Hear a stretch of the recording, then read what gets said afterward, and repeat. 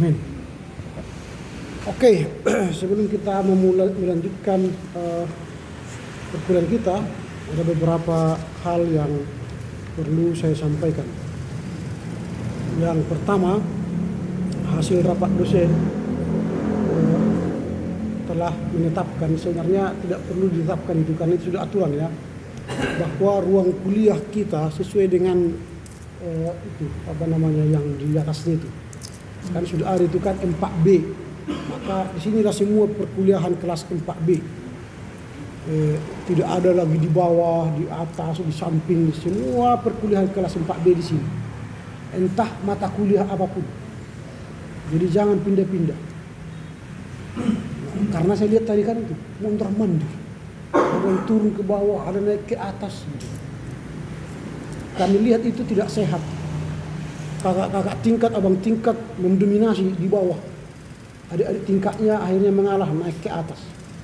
Tingkat 2 ini perkuliahan kelas tingkat 3 dan 4. Yang di bawah itu tingkat 1, tingkat 2. Makanya situ ada 2A, 2B, 1A, 1B, itu kelas tingkat 1. Di sini 3A, 4A, 4B, 4B, 4C dan sebagainya di sini. Nah, kalau ada kasus dosen artinya karena sakit dan penyakit dan sebagainya tidak bisa naik ke atas, Ibu Mary sama Ibu RPS, bertukarlah kalian dengan adik-adik kelas kalian pada jam mata kuliah itu. Tapi bukan selamanya. Selamanya kalian di sini terus belajar entah mata kuliah apapun. Ini kan sebentar nanti bubar ini komunika ini, kalian mungkin turun ke bawah mata kuliah lain atau pergi ke sana. Itu tidak sehat. Makanya kita kelola ruangan ini untuk jangan pindah-pindah. Dosenlah yang datang berganti. Itu yang pertama. Yang kedua, soal parkir motor. Jadi ini jalan pun dipakai, gazebo pun parkir sepeda motor. Kadang kita sulit lewat.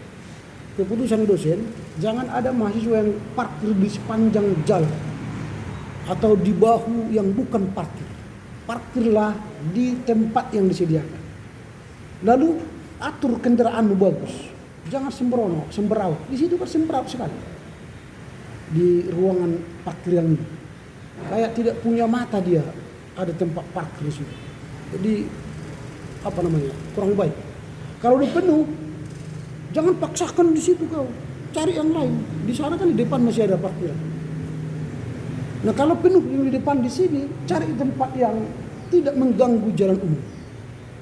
Itu ya, supaya berdisiplinlah menata kampus kita ini. Yang berikut soal RPS kita. Itu berkali-kali saya sampaikan, jika ada nama yang belum, ya disampaikan. Nah, makanya Wika tadi ingatkan kemarin baru saya usulkan. Saya masukkan di grup. Lalu ada beberapa orang sebelum kemarin itu sudah menyampaikan perbaikan. Lalu hari ini masih ada lagi orang yang menyampaikan nama saya belum. Hari ini itu tidak tertulis lagi. Kalau hari ini dia mengatakan, Pak nama saya belum, sorry lah, tidak bisa lagi. Sedangkan yang kemarin-kemarin itu ada yang sudah saya tolak. Tapi karena banyak yang mengatakan nama saya belum Pak, akhirnya saya tolerir, hari ini saya perbaiki lagi. Tapi kalau hari ini setelah saya kirim masih ada lagi dan tidak pernah komunikasi dengan saya sebelumnya, sorry to say, tidak ada lagi kesempatan baginya untuk mendapatkan kelompok. Ya, oke, baru ada lagi yang mengatakan begini, Pak, bisakah lebih dari 5 halaman laporan baca ini? Soalnya bacaannya banyak. Wah, entah 1000 halaman pun yang kau baca, yang saya minta 5 halaman. Kalau semua halaman kalian baca nanti kapan selesainya? Ini kan 7 ini. 7 kali 10 menit, 70 menit. Kita belajar aja nggak sampai segitu. Kita belajar hanya 100 menit kan. Kalau 70 menit hanya baca ini, kapan lagi diskusi dan penjelasan lain? Gitu ya. Oke, hari ini ada tambah Frenzy ya, karena dia sakit beberapa waktu yang lalu, sehingga hari ini 8 orang. Oke, silakan 7. 7 ya. Oke, silakanlah dimulai dari saudara Lydia. Jangan baca lagi yang kau tulis ya, saya tidak nilai. Silakan. Buat Bapak dosen, berhubungan dengan pembahasan sebelumnya bahwa kita ketahui sudah banyak kemajuan gereja-gereja di Indonesia pada masa paruhan pertama, dan kalau kita ketahui juga pada masa paruhan pertama pada tahun 50 DGI telah terbentuk. Sehubungan itu dalam paruhan kedua ini kita akan membahas tentang berbicara juga tentang gereja ekumenis. Untuk itu ada beberapa hal yang penting di dalam paruhan kedua ini. Yang pertama itu adalah Dewan Gereja-Gereja Indonesia. Nah, dalam pembentukan DGI dalam Konvensi Gereja-Gereja di Indonesia, persiapan pembentukan gereja-gereja di Indonesia ini dilangsungkan pada tanggal 6 sampai 13 November 1949, dan di dalam konvensi ini menyatakan ada perpecahan ataupun tidak taatan kepada Allah untuk menyatakan tentang kuasa Kristus atau tentang tubuh Kristus. Dan yang kedua, di dalam pembahasan Dewan Gereja-Gereja di Indonesia ada itu keunikan DGI. Apa itu keunikan DGI? DGI telah dibentuk mempunyai tujuan yang tegas dan jelas dengan pembentukan gereja Indonesia. Tapi keunikannya di sini adalah DGI tidak menerima organisasi atau badan yayasan Kristen. Padahal kalau kita bertolak belakang dari Alkitab, Yohanes 17 ayat 21 dikatakan supaya mereka semua menjadi satu, supaya dunia percaya bahwa engkaulah yang mengutus aku. Ini sangat bertolak belakang terhadap Alkitab tentang keunikan DGI pada masa dua ini. Dan yang ketiga itu adalah DGI bukanlah tujuan ekumenis di Indonesia. Ia hanyalah hasil daripada alat mewujudkan cita-cita terbentuknya gereja Kristen yang ada di Indonesia. Dan yang keempat itu adalah pengorganisasian DGI. Bila kita amati, nyatalah bahwa sidang raya pertama DGI ini menitik beratkan kepada permasalahan yang organisatoris. Untuk itu dalam sidang ini dibicarakan berhubungan dengan kelengkapan DGI. Apa itu? Yang pertama itu anggaran dasar, dan yang kedua itu kelengkapan. Selaras dengan AED DGI pasal 6 itu ada dikenal adanya sidang-sidang atau badan-badan yang terdapat di dalamnya. Yang pertama itu sidang raya. Sidang raya ini merupakan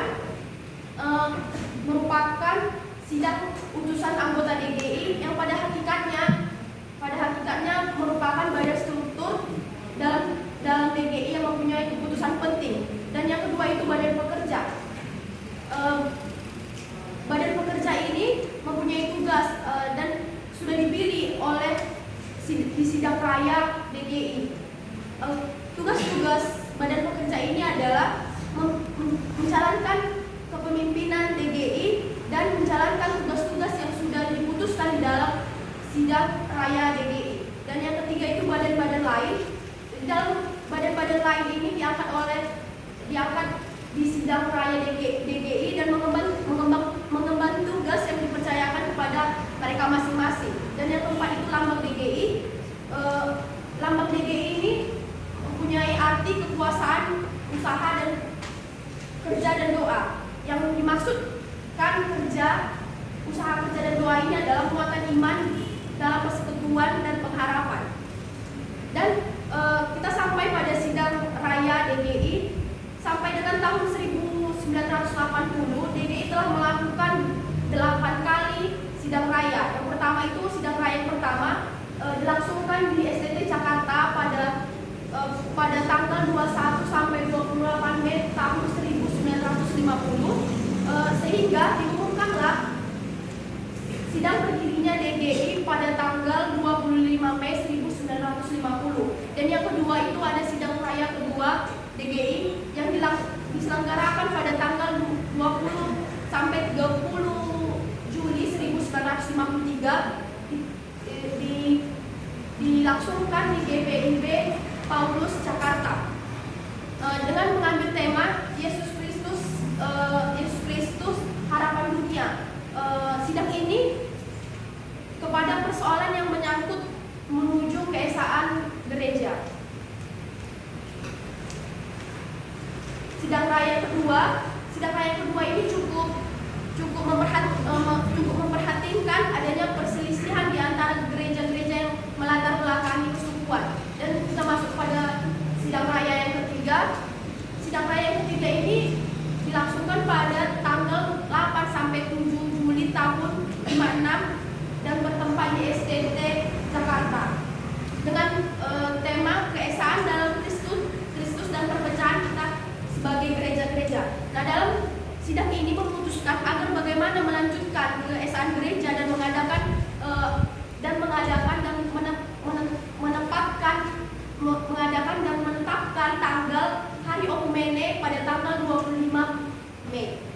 Kita masuk kepada sidang raya kelima. Itu merupakan sidang yang sangat istimewa. Kenapa sangat istimewa? Karena pada sidang ini dihadiri oleh pemerintah, dihadiri oleh pejabat-pejabat Indonesia. Maka dari itu, sidang ini mengambil tema Yesus Kristus Gembala yang baik dengan subtema tugas Kristen dan revolusi. Dan kita masuk kepada sidang raya yang keenam.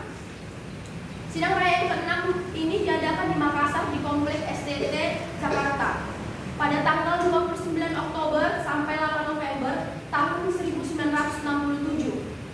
Sidang raya ke-6 ini berlangsung dengan tema lihatlah aku, jadikanlah semua baru.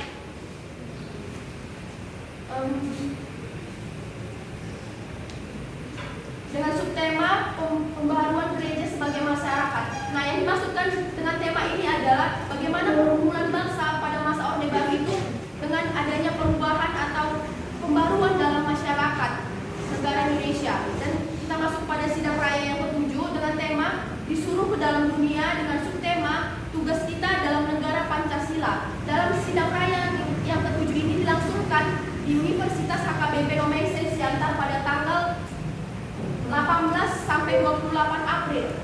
Nah, jadi dalam sidang raya ini ada tugas badan pekerja yang ditugaskan. Yang pertama adalah gereja Indonesia harus memahami keesaan gereja sebagai keesaannya, dan yang kedua adalah mewujudkan gereja yang esa, dan yang ketiga kebinekaan dalam membangun keesaan, dan yang keempat itu mengusulkan perubahan, dan yang kelima mengingatkan program gereja di semua bidang.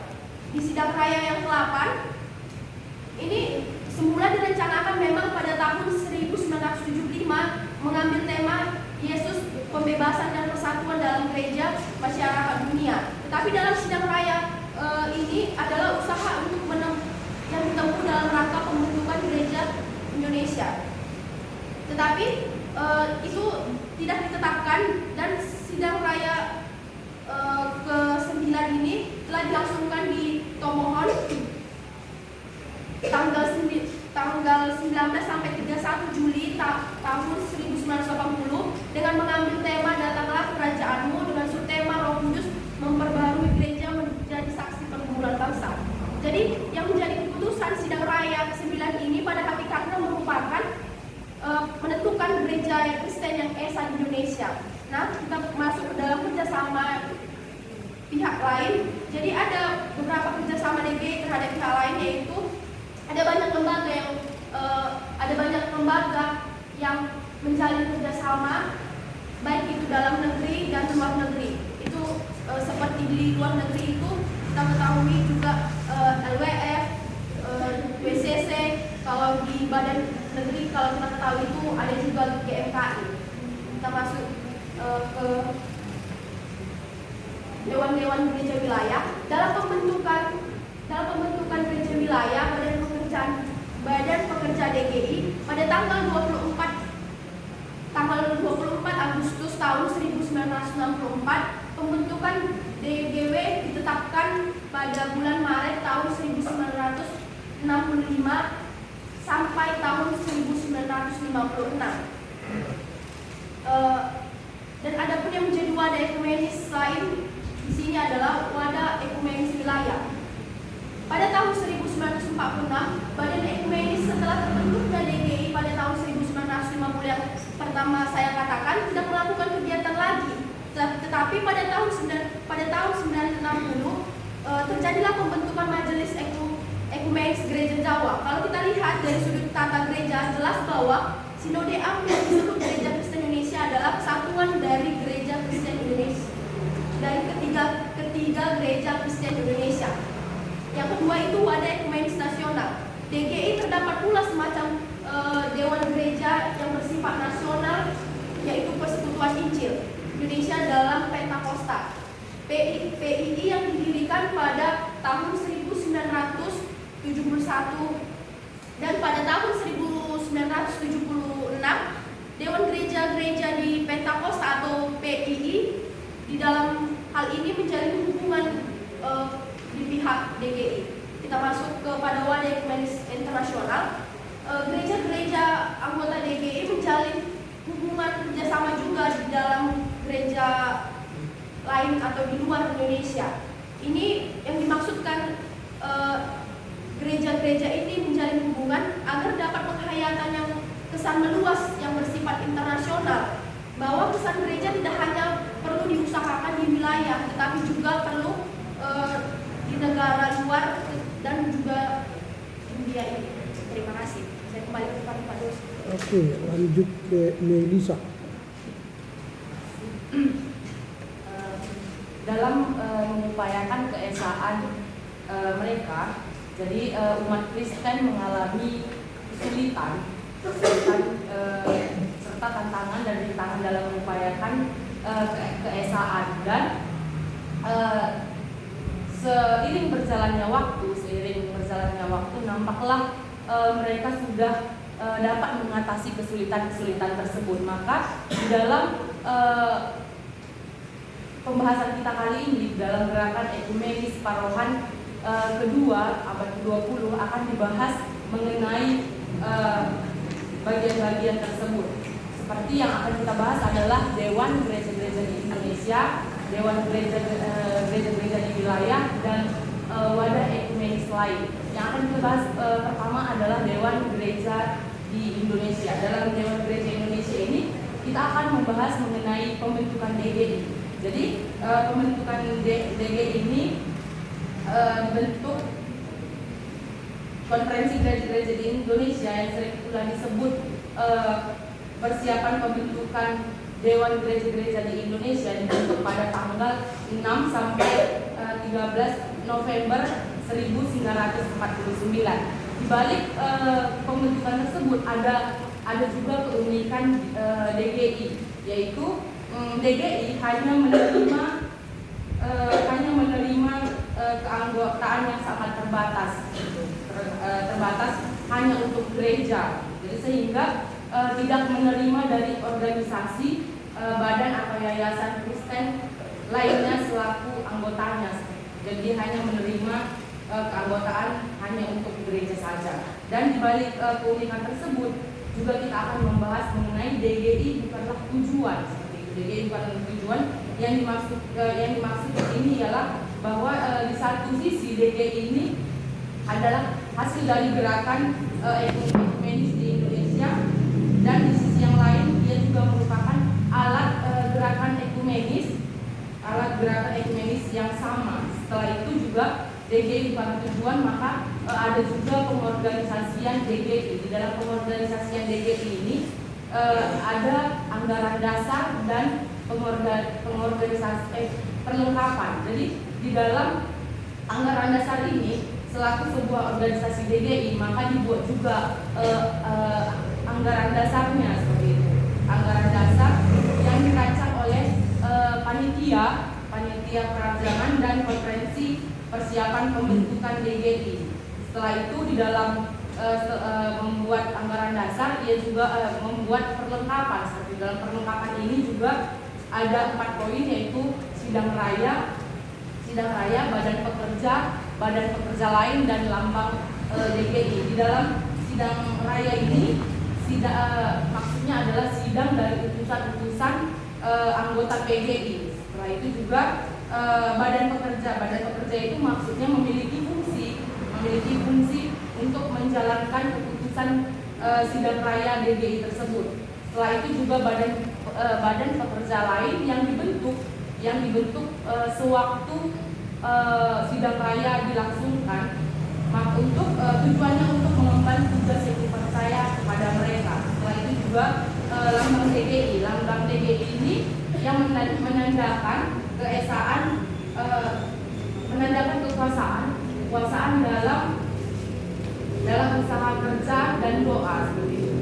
Selanjutnya kita juga akan membahas mengenai sidang raya DGI, yaitu dalam sidang raya DGI ini dilakukan sampai pada tahun 1980, yang dilakukan sebanyak 8 kali seperti itu, 8 kali. Namun di dalam sidang raya, kecuali di dalam sidang raya yang pertama. Di dalam sidang raya yang pertama tanggal 21 sampai 28 Mei 1950 dilaksanakan di STT Jakarta.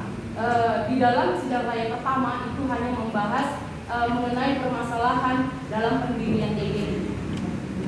Sidang raya yang kedua dilaksanakan pada tanggal 20 sampai 30 Juni tahun 1953 di GPIB Paulus Jakarta, yang bertemakan Yesus Kristus Harapan Dunia.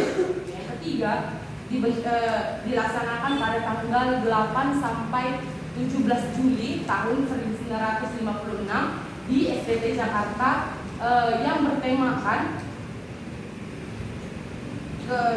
keesaan Kristus dan perpisahan perpisahan kita sebagai gereja-gereja. Yang keempat, sidang raya yang keempat itu tanggal 3 sampai 13 Juli. 13 Juli dilaksanakan di Aula STT Jakarta yang bertemakan Yesus Kristus Terang Dunia. Pada sidang raya yang kelima dilaksanakan pada tanggal 13 sampai 14 Mei tahun 1964 di Senayan Jakarta yang mengambil tema Yesus Kristus Gembala yang Baik. Pada sidang raya yang keenam dilaksanakan pada tanggal 29 Oktober sampai 8 November tahun 1967 di Makassar yang mengambil tema Lihatlah Aku sebagai Jadikan Semuanya Baru. Setelah itu pada sidang raya yang ke-7 dilaksanakan pada tanggal 18 sampai 28 April pada tahun 1971 di Universitas HKBP yang bertemakan Disuruh ke Dalam Dunia. Pada sidang raya ke-8 tanggal 1 sampai 12 Juli tahun 1976 yang dilaksanakan di Salatiga yang mengambil tema Yesus Kristus Membebaskan dan Mempersatukan. Dan sidang yang terakhir dilaksanakan pada tanggal 19 sampai 13 Juli tahun 1980 yang bertemakan yang dilaksanakan di Tomohon yang bertemakan Datanglah Kerajaan. Setelah itu juga kita akan membahas tentang ada juga hubungan dan kerjasama dengan pihak lain. Dalam ini hubungan dan kerjasama di pihak lain yaitu hubungan dengan di dalam negeri, di luar negeri, di Katolik dan di pemerintah RI. Selanjutnya juga ada Dewan Gereja-Gereja di Wilayah. Di dalam gereja-gereja di wilayah ini kita akan membahas mengenai pembentukan gereja-gereja wilayah. Jadi pembentukan gereja-gereja di wilayah ini pada tanggal 24 Agustus tahun 1964 yang menunjuk 10 gereja di 10 wilayahnya seperti itu. Jadi untuk bertindak selaku pengundang pertemuan dalam rangka pembentukan DGW tersebut di daerahnya masing-masing.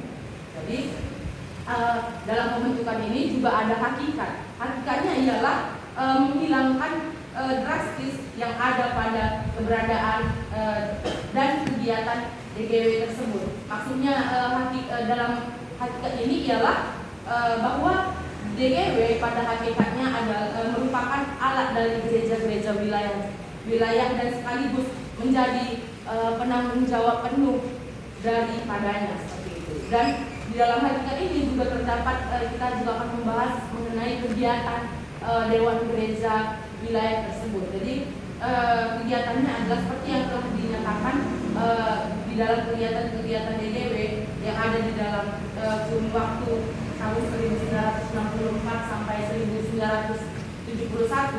Jadi dapat dikatakan bahwa kegiatan DGW kurang menampakkan hal yang semestinya, yang seharusnya dilihat di dalam mengingat hanya sedikit dari jumlah DGW yang ada yang benar-benar aktif dalam kegiatan tersebut. Terus kita juga akan membahas di dalam kegiatan, kita juga akan membahas mengenai peranan DGW.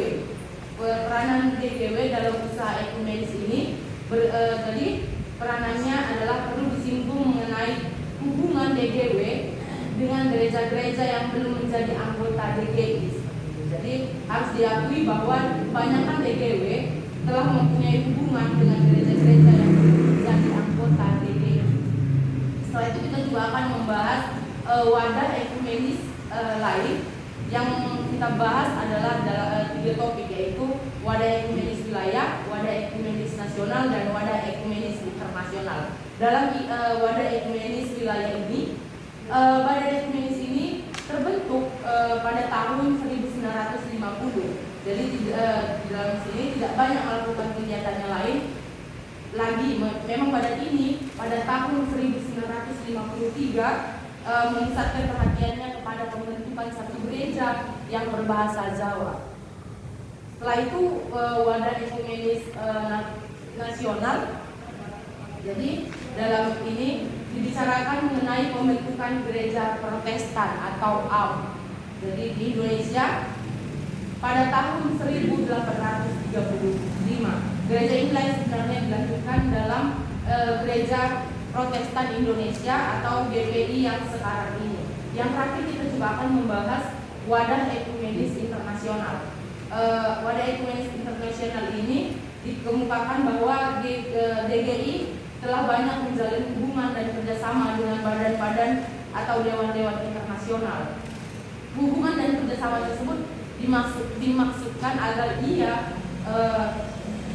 antara mereka terdapat penghayatan keesaan secara lebih meluas yang bersifat internasional.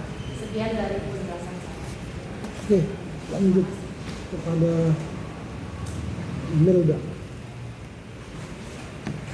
Terima kasih atas kesempatan yang diberikan oleh Bapak dosen. Di sini saya akan menjelaskan sedikit mengenai gerakan ekumenis pada parowan kedua di abad ke-20. Jadi yang kita pahami di parowan pertama itu di tahun 1950, DGI ini telah dibentuk. Semakin hari semakin bertambah gereja yang melibatkan diri dalam DGI selaku anggota.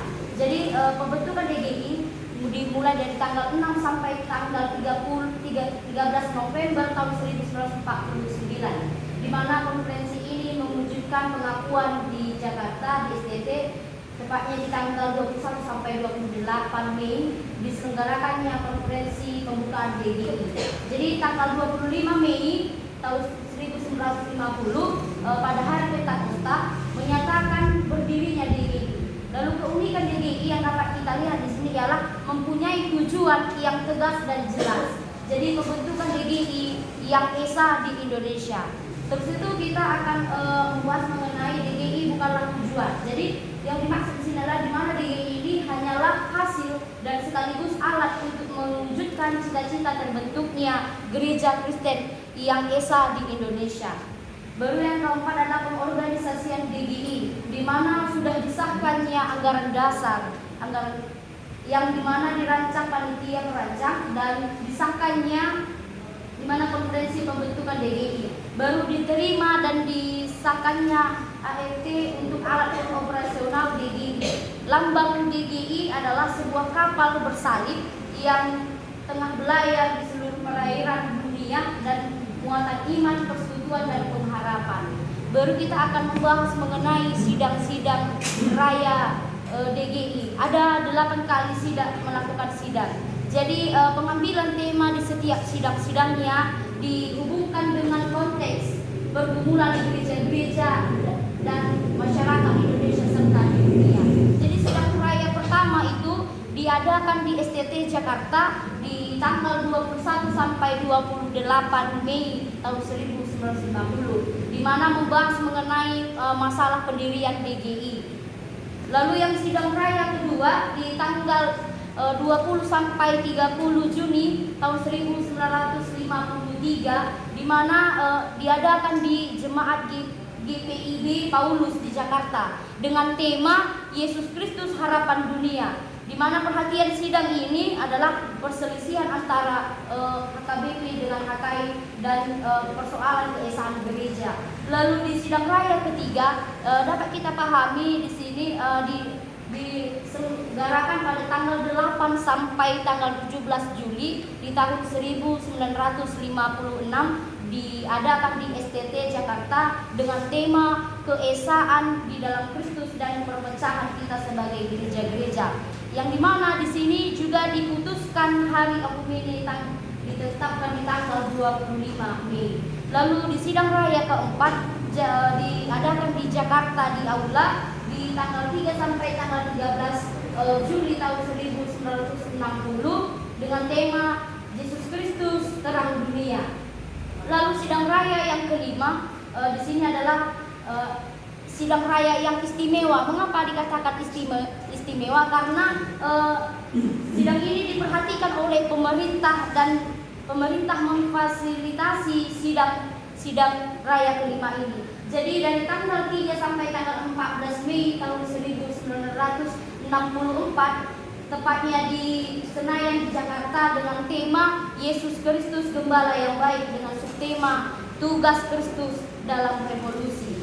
Lalu sidang raya yang ke-6 di Makassar, di mana diselenggarakan pada tanggal 29 Oktober sampai tanggal 8 November tahun 1967 dengan tema "Tengoklah Aku, Jadikanlah Semuanya Baru".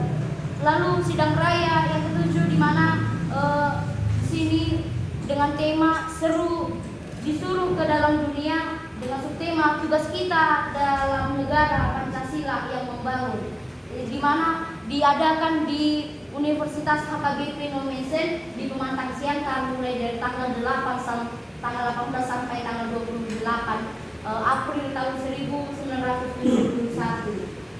Lalu teman-teman, di sidang raya selanjutnya di sidang raya ke-8 diadakan mulai dari tanggal 1 sampai tanggal 12 Juli tahun 1976 dengan tema Yesus Kristus membebaskan dan mempersatukan dengan subtema panggilan pembebasan dan persekutuan dalam gereja, masyarakat dan dunia.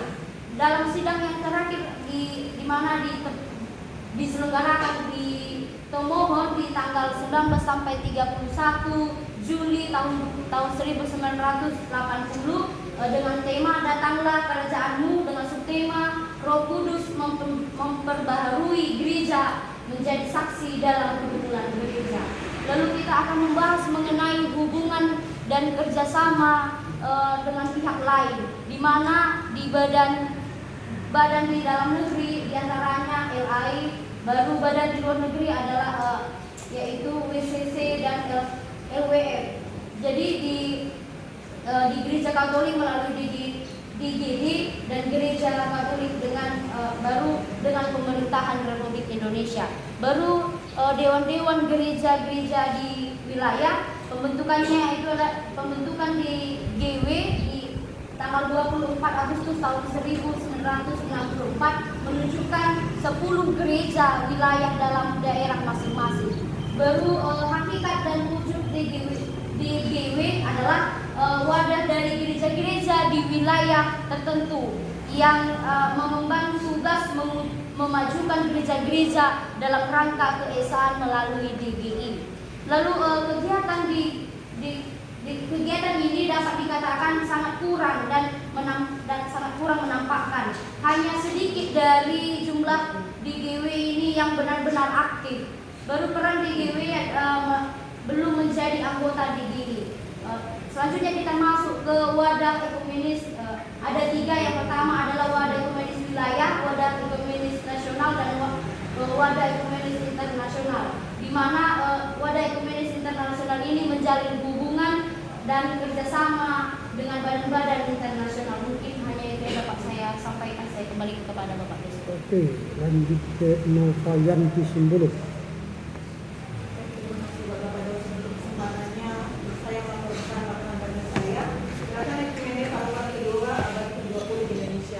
Dalam pembahasan kali ini kita akan membahas mengenai 3 poin besar. Yang pertama adalah DGI atau Dewan Gereja Indonesia. Tidak terlepas dari yang pertama, kita akan membahas tentang pembentukan DGI. Konferensi gereja-gereja biasanya disebut dengan Konferensi Persiapan Dewan Gereja di Indonesia yang berlangsung pada tanggal 6 sampai 13 November 1949. Di dalam konferensi ini gereja mengatakan atau melakukan pengakuan bahwa gereja yang terpisah merupakan hal atau suatu hal yang berdosa. Kemudian DGI memiliki sebuah keunikan, yaitu yang dimana memiliki tujuan yang tegas dan jelas. Tujuan itu adalah gereja-gereja bisa melakukan kerjasama. Kemudian keunikan di atas tadi bertolak dari dasar Alkitab. DGI juga memiliki hakikat yang pada hakikatnya adalah sebuah hasil dan sekaligus alat ekumenik dari ekumenik itu sendiri. Kita masuk kepada pengorganisasiannya. Di dalam pengorganisasian ini ada 2 bagian. Yang pertama adalah anggaran dasar dan yang kedua adalah perlengkapan. Di dalam perlengkapan ini terbagi menjadi 4 bagian. Yang pertama sidang raya nanti akan dibahas lebih dalam lagi. Yang kedua adalah badan pekerja. Anggotanya ini dipilih dan diangkat oleh sidang raya DGI. Badan pekerja ini memiliki tugas dan tanggung jawabnya sendiri. Kemudian ada juga yang ketiga adalah badan-badan lain. Kemudian yang ketiga adalah lembaga DGI. Lambang DGI. Lambangnya itu adalah sebuah kapal yang bersalib yang berlayar ke tengah seluruh perairan dunia dengan muatan iman, persekutuan dan juga pengharapan. Kita akan membahas tentang sidang raya DGI yang sampai tahun 1980 DGI sudah melakukan 8 sidang raya, tidak termasuk sidang yang pertama. Biasanya itu sidang raya ini mengangkat tema sesuai konteks yang dibicarakan pada saat itu, dan temanya ini sudah dipertimbangkan secara matang. Yang pertama itu sidang raya pertama DGI itu berlangsung pada tanggal 21 sampai 28 Mei 1950 di STT Jakarta. Dan yang kedua itu sidang raya kedua berlangsung pada tanggal 20 sampai 30 Juni 1953 di Jemaat GPIB Paulus Jakarta dengan mengambil tema yaitu Yesus Kristus Harapan Dunia. Sidang raya ketiga adalah berlangsung pada tanggal 8 Juli sampai 17 Juli pada tahun 1956 di STT Jakarta dengan mengangkat tema yaitu keesaan dalam Kristus dan perpecahan kita sebagai gereja-gereja. Dan yang keempat yaitu mengangkat sebuah tema Yesus Kristus Terang Dunia yang berlangsung pada tanggal 3 sampai 13 Juli 1960. Sidang raya yang kelima ini mengangkat tema yaitu Yesus Kristus Gembala yang Baik dan berlangsung pada tanggal 3 sampai 14 Mei 1964. Kita masuk kepada sidang raya yang ke-6 yaitu berlangsungnya di Makassar di komplek SDT di kota itu pada tanggal 29 Oktober sampai 8 November tahun 1967 dengan mengangkat tema Tengoklah Aku Jadikan Yang Baru.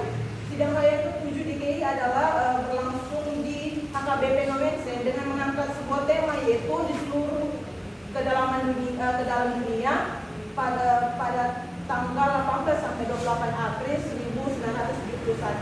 Pada sidang ini membahas secara mendalam mengenai tugas gereja di dalam dunia umumnya dan di negara Indonesia yang membangun khususnya. Kita masuk kepada sidang raya yang ke-8 itu mengangkat sebuah tema yaitu Yesus Kristus membangun, membebaskan dan mempersatukan dan diselenggarakan pada tanggal 1 sampai 12 Juli 1976 di Salatiga. Sidang raya terakhir adalah berlangsung pada tanggal 19 sampai 31 Juli 1980 di Tomohan dengan mengangkat tema Datanglah Kerajaanmu. Kita masuk kepada hubungan dan kerjasama yang dilakukan pihak DGI. Yang pertama itu dengan badan di dalam negeri. DGI melakukan kerjasama di dalam negeri dengan Lembaga Alkitab Indonesia atau LAI. Dengan pihak luar negeri, DGI melakukan kerjasama dengan ICC atau World Council of Church.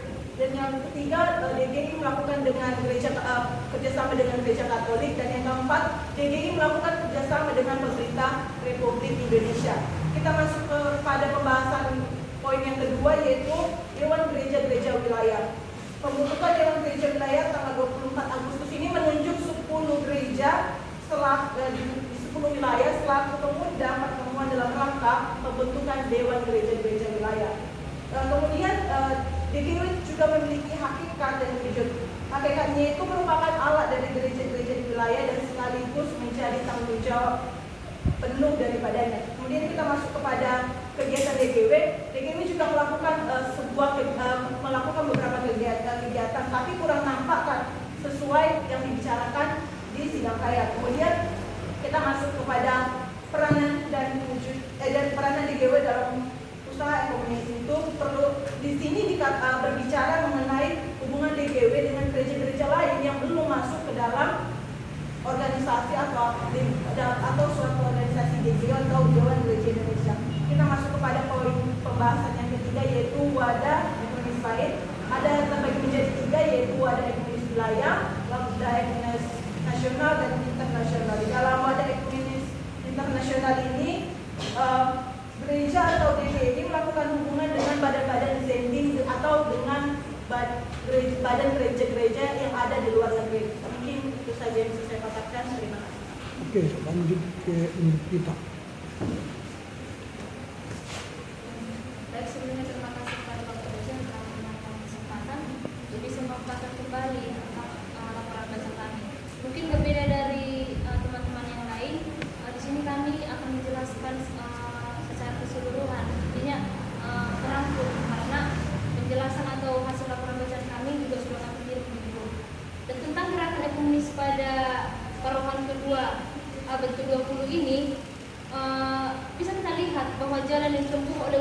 Protestan, terutama oleh gereja-gereja dalam mengupayakan keesaan mereka, seperti yang telah dijelaskan, adalah panjang dan penuh kesulitan, banyak rintangan serta tantangan.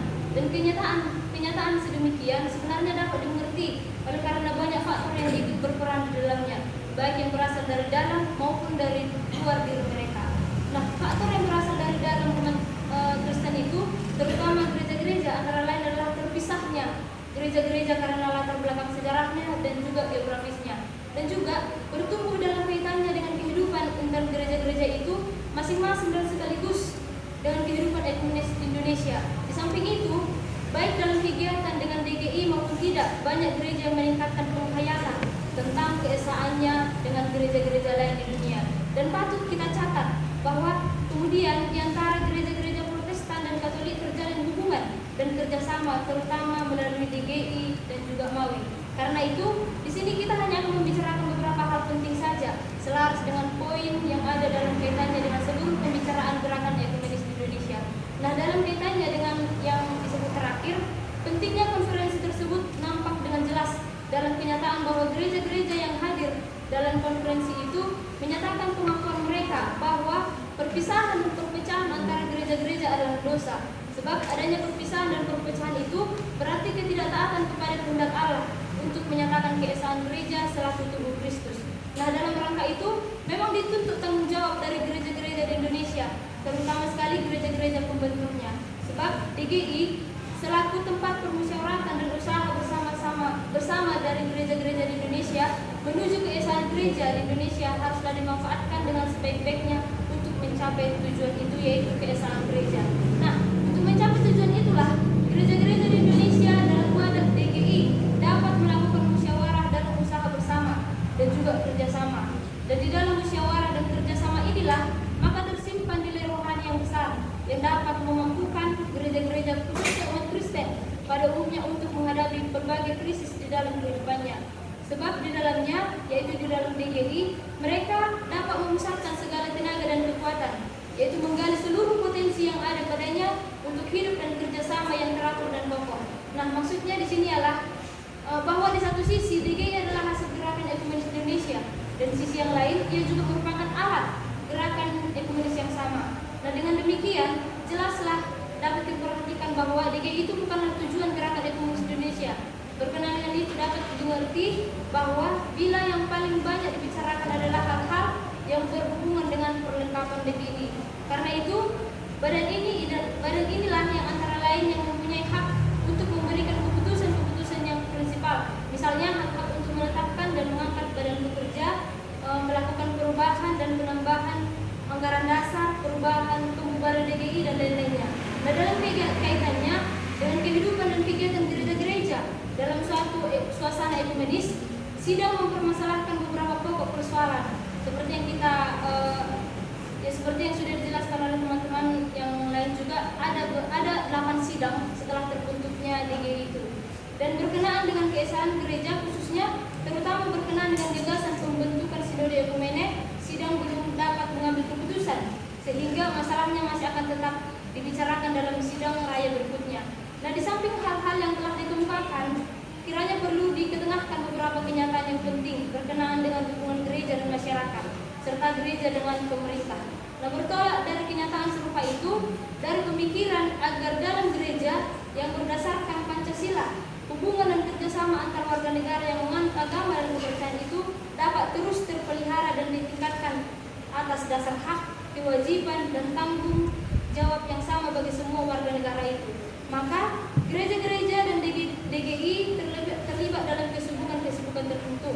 Nah, dalam kegiatannya dengan pergumulan gereja dan masyarakat yang dihadapi pada waktu itu di satu pihak, dan waktu mendatang sampai dengan sidang raya selanjutnya di pihak lain, maka sidang raya membahas secara mendalam mengenai tugas gereja di dalam dunia umum dan di negara Indonesia tentunya dengan tujuan untuk membangun.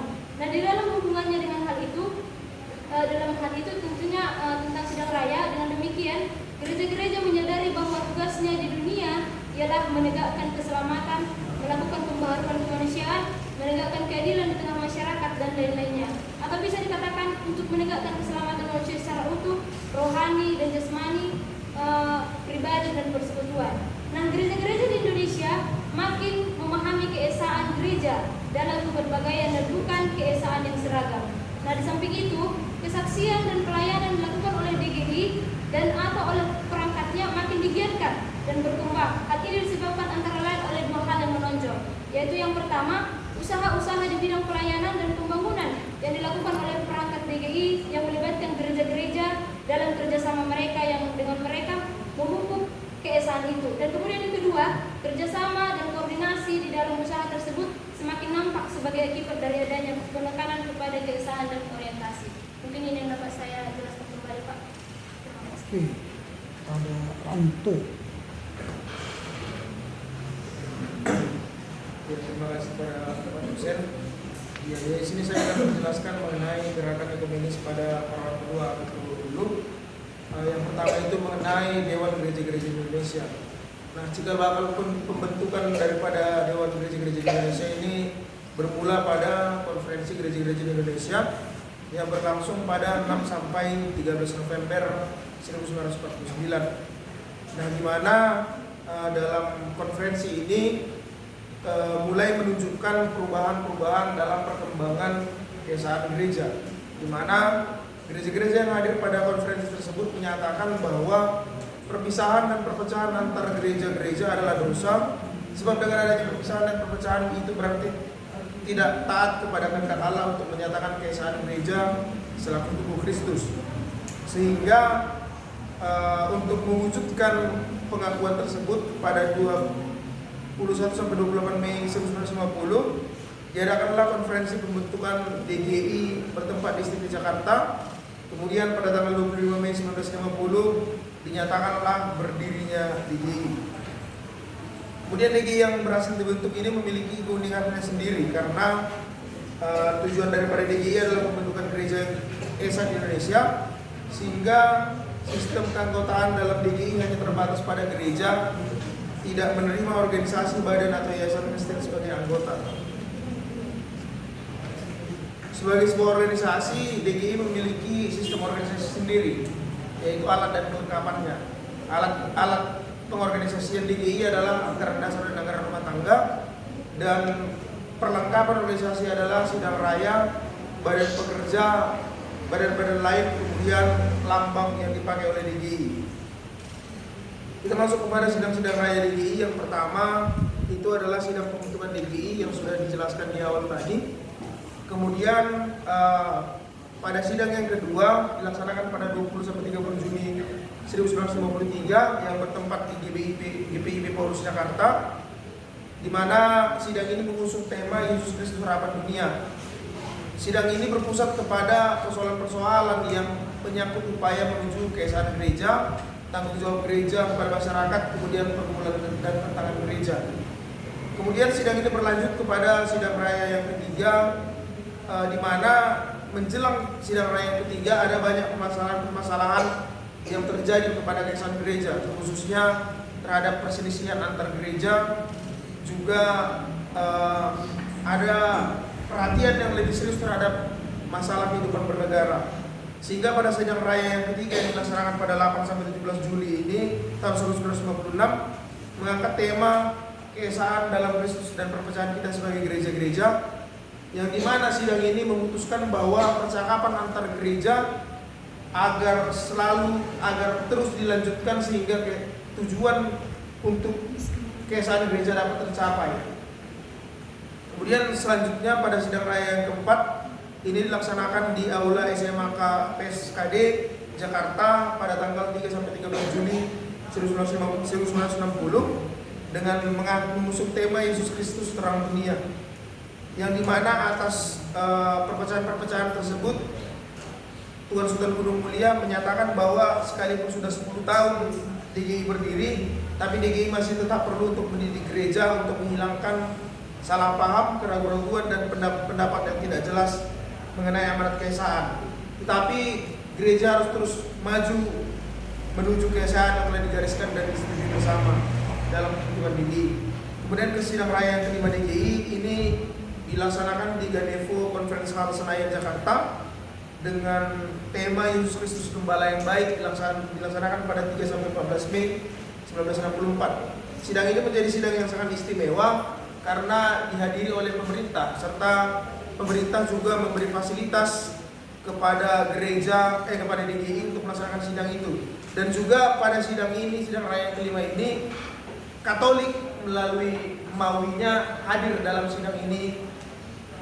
Ini menunjukkan adanya bentuk hubungan yang baik antara DGI dengan Gereja Katolik. Kemudian sidang raya yang ke-6 dilaksanakan di Makassar di Komplek STT di kota itu dengan tema "Tengoklah aku jadikan semuanya baru". Sidang ini dilaksanakan tanggal 29 Oktober sampai dengan 8 November 1967, di mana sidang ini bermaksud agar gereja-gereja di Indonesia dapat memberikan sumbangan dalam pergumulan bangsa dengan tekad mengadakan pembaruan dari segala segi hidup manusia, masyarakat, dan bernegara. Dan ada beberapa yang dipermasalahkan dalam sidang ini seperti keesaan gereja, pengabaran Injil, pelayanan studi, dan penelitian gereja.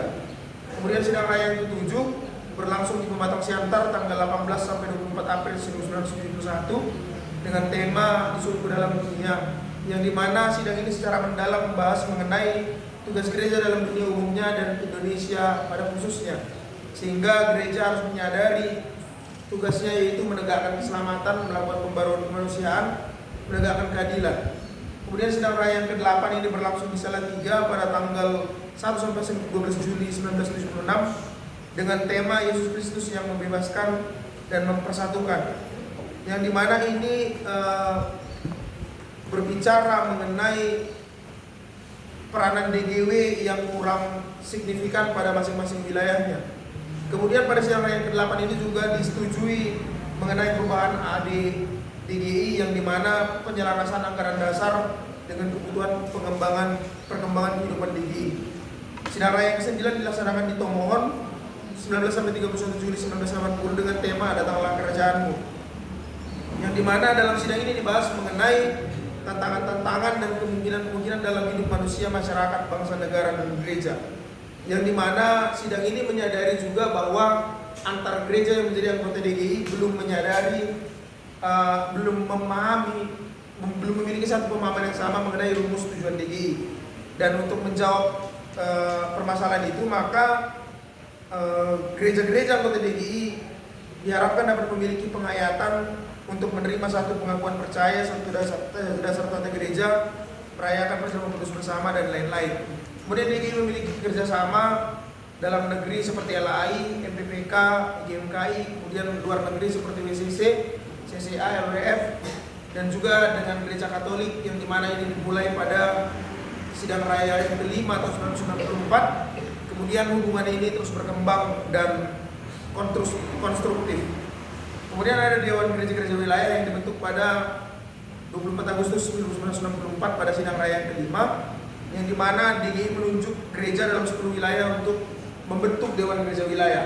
Tapi pembentukan ini tidak berjalan dengan lancar, dan juga dari banyaknya DGW yang dibentuk hanya sedikit yang aktif untuk melaksanakan tugas-tugas DGW. Nah, kemudian pada sidang raya yang ke-7, karena melihat DGW yang kurang aktif, ditetapkanlah hakikat DGW yang dimana merupakan alat dari gereja-gereja untuk mengembangkan peranan setiap anggota-anggota DGI dan juga menjalin hubungan yang baik kepada gereja-gereja yang belum menjadi anggota DGI. Kemudian ada ekumenis lain, yang pertama ekumenis wilayah, yaitu pada tahun 1946 yang dibentuk Badan Permusyawaratan Gereja-Gereja. Kemudian ini pada 1960 bermuara pada pembentukan Majelis Ekumenis Gereja-Gereja Jawa.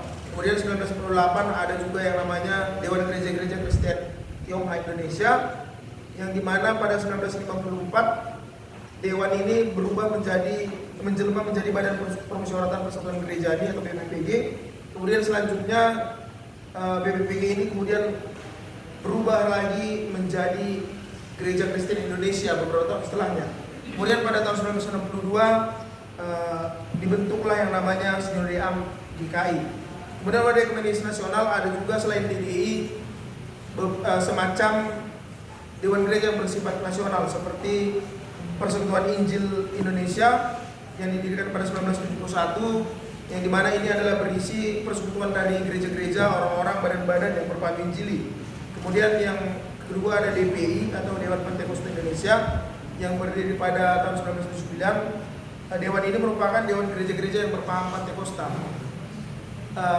Untuk dua wadah ini, PII dalam beberapa hal itu sudah menjalin kerjasama dengan DGI, sementara DPI itu belum merujuk ke sana. Kemudian wadah ekumenis internasional, DGI dan gereja-gereja anggota juga menjalin hubungan dengan lembaga internasional.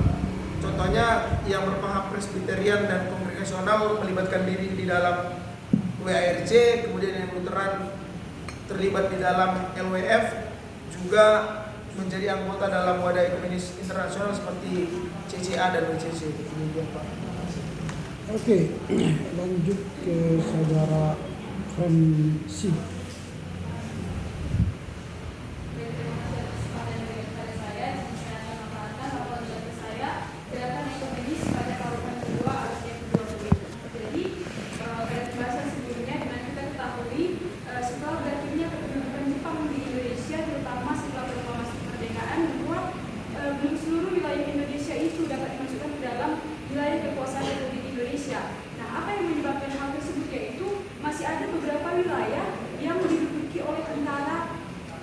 oleh tentara sekutu yang kemudian diserahkan kepada pihak Belanda. Jadi permasalahan inilah yang mengakibatkan gereja-gereja terpisah. Nah, yang mengakibatkan gereja-gereja terpisah dan juga ikut menghambat jalannya usaha keesaan. Namun kemudian perlahan-lahan gereja-gereja tersebut dapat mengatasi kesulitan-kesulitan yang terjadi, sehingga keadaan gereja-gereja di Indonesia sejak tahun 1950 dapat digambarkan sebagai gereja yang bertumbuh. Oleh karena itu, dalam gerakan ekumenis pada paruhan kedua abad ke-20 ini, kita membahas mengenai Dewan Gereja-Gereja di Indonesia. Yang pertama yang mengenai Dewan Gereja-Gereja di Indonesia atau DGI, di mana pada masa DGI ini konferensi gereja-gereja di Indonesia yang sering disebut sebagai konferensi persiapan pembentukan Dewan Gereja-Gereja di Indonesia itu dilangsungkan pada tanggal 6 sampai 13 November 1949. Nah, ini dapat dianggap sebagai konferensi yang sangat penting. Mengapa dikatakan sangat penting? Karena kelihatan dengan jelas dalam kenyataannya bahwa gereja-gereja yang hadir dalam konferensi ini menyatakan pengakuan mereka bahwa perpisahan dan perpecahan gereja-gereja itu mereka katakan adalah dosa. Mengapa mereka katakan itu adalah dosa? Karena perpisahan dan perpecahan itu berarti adanya rasa ketidaktaatan dan ketidaktaatan kepada kehendak Allah untuk menyatakan keesaan gereja selaku tubuh Kristus. Jadi pada hari raya Pentakosta tanggal 25 Mei 1950 dinyatakanlah berdirinya DGI. Kemudian adapun kita ketahui bahwa DGI ini dapat dikatakan unik karena dia memiliki tujuan yang tegas dan jelas, yaitu tujuannya adalah pembentukan gereja yang esa di Indonesia. Nah, apa yang dilakukan DGI ini untuk mencapai tujuan tersebut, yaitu gereja-gereja di Indonesia dalam wadah DGI ini melakukan musyawarah dan juga usaha bersama dan kerjasama. Nah, jadi di dalam usaha mereka yang dilakukan melalui musyawarah ini dapat dilihat dan tersimpan nilai rohani yang besar yang dapat memampukan gereja-gereja, khususnya umat Kristen dan umumnya menghadapi berbagai krisis dalam kehidupannya. Jadi, adapun kita lihat pada hakikatnya DGI ini adalah merupakan sebuah hasil dan sekaligus alat dari gerakan ekumenis itu sendiri. Karena melalui DGI selaku alat ini, gerakan ekumenis itu harus lebih ditingkatkan supaya sasarannya tercapai, yaitu pembentukan gereja Kristen yang esa di Indonesia. Nah, dengan demikian jelaslah bahwa DGI itu bukanlah tujuan daripada gerakan ekumenis itu sendiri, melainkan DGI itu adalah DGI bukanlah tujuan daripada gerakan ekumenis di Indonesia, tetapi ia adalah hasil daripada dan sekaligus alat untuk mewujudkan cita-cita terbentuknya gereja Kristen yang esa di Indonesia. Kemudian dapat kita konferensi yang diadakan pada tanggal 6 sampai 13 November 1949, selaku sebuah organisasi DGI memang perlu memiliki anggaran dasar, sehingga pada sidang raya yang pertama DGI disahkanlah anggaran dasar yang telah dirancang oleh panitia perancang dan konferensi persiapan pembentukan DGI itu. Selain itu, adapun kita ketahui DGI ini memiliki perlengkapan sesuai dengan anggaran dasar yang telah ditetapkan, yaitu yang pertama ada sidang raya, yang kedua ada badan pekerja, yang ketiga ada badan-badan lain, dan yang keempat ada lambang daripada DGI sendiri, yaitu sebuah kapal. Nah, dapat kita ketahui juga sampai dengan tahun 1980 ini DGI telah melakukan 8 kali sidang raya.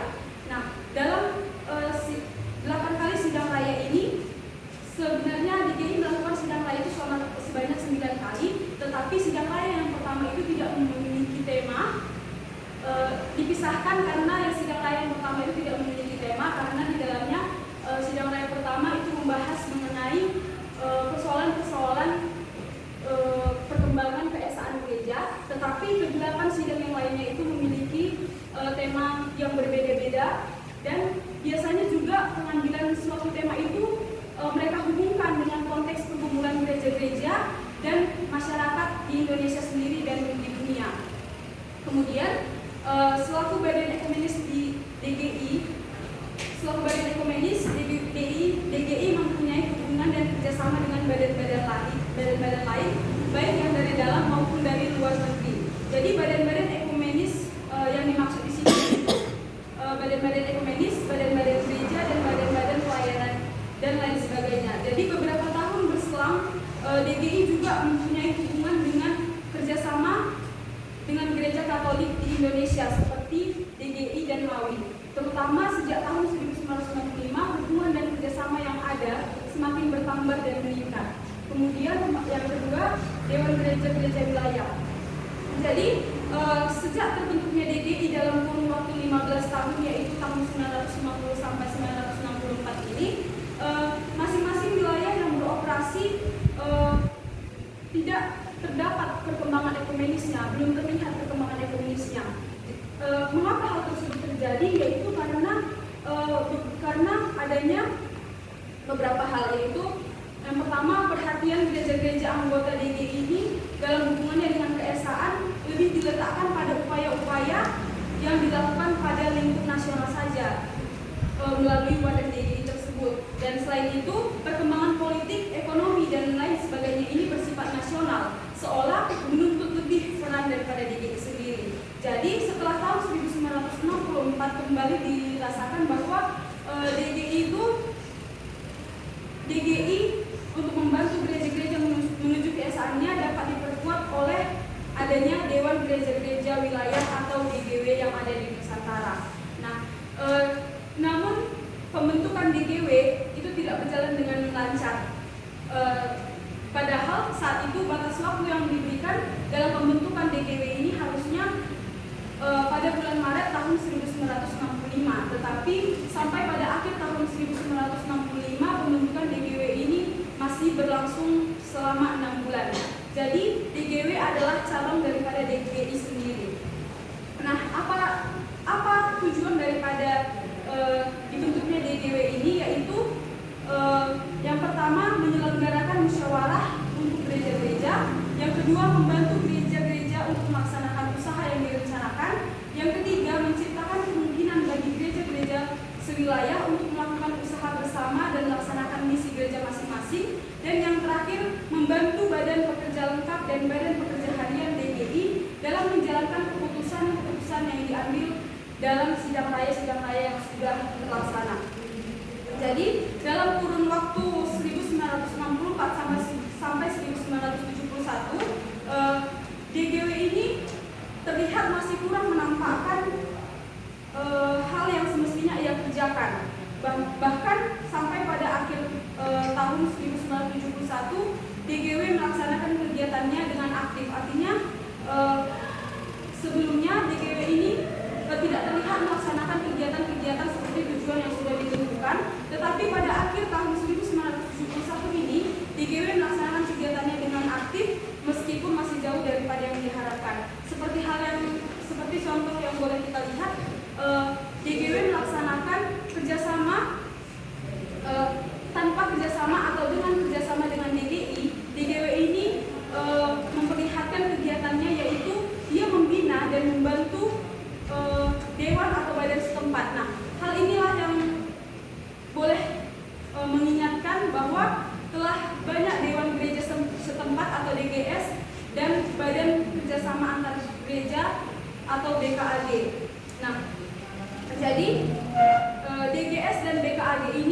dianggap penting. Mengapa? Karena DGS dan BKAG ini juga ikut campur tangan untuk mencapai PSAN gereja-gereja di Indonesia melalui DGW. Nah, jadi harus diakui bahwa kebanyakan DGW telah mempunyai hubungan dengan gereja-gereja yang belum menjadi anggota DGI sendiri. Kemudian pembahasan yang ketiga yaitu wadah ekumenis lain. Nah, jadi banyak gereja di Indonesia yang menjadi anggota daripada wadah ekumenis lainnya di luar DGI dan DGW. Wadah yang dimaksud di sini adalah yang seperti sifatnya wilayah, nasional dan internasional. Jadi keterlibatan masing-masing wilayah, masing-masing wadah yang dimaksudkan yaitu untuk tujuan-tujuan tertentu dan hubungannya dengan kerjasama untuk mewujudkan ekumenis. Jadi secara wilayah tentang adanya BPG yang didirikan di Yogyakarta pada tahun 1946, badan ini pada tahun 1953 memusatkan perhatiannya kepada pembentukan suatu gereja yang berbahasa Jawa, dan pada tahun 1960 ia bermuara pada pembentukan Majelis Ekumenis Gereja-Gereja Jawa. Nah, jadi majelis tersebutlah yang mulai menampakkan kegiatannya lagi dalam beberapa pertemuan di antara anggota-anggotanya. Maka dari pertemuan tersebutlah tampak bahwa wadah ekumenis tersebut berusaha untuk menampakkan keesaan mereka dalam rangka pelaksanaan tugas panggilan mereka di tengah-tengah kehidupan orang Jawa.